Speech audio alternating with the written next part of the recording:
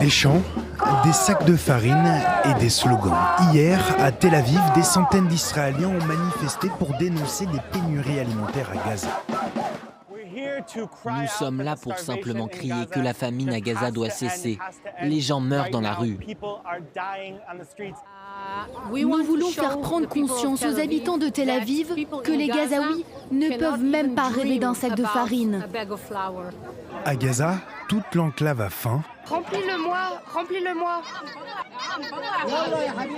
Dans ce quartier, une soupe de tomates comme seul repas de la journée. Dans les rues, les étals sont vides. Le coût de la vie exorbitant.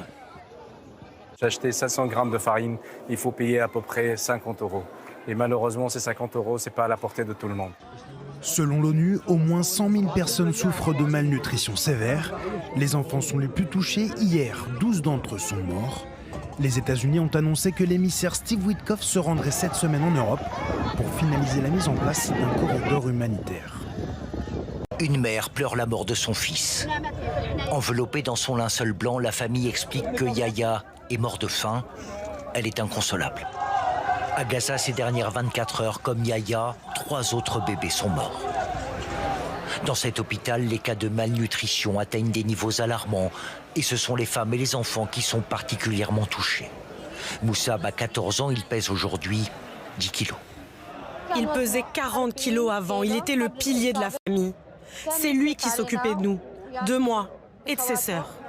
Selon l'ONU, plus de 100 000 personnes souffrent de malnutrition sévère et le nombre de cas ne fait qu'augmenter. Même certains de nos soignants s'évanouissent parce qu'ils ont le ventre vide. Toute l'enclave a faim. Aujourd'hui, dans ce quartier de la ville de Gaza, une soupe populaire a ouvert. Remplis-le-moi, remplis-le-moi.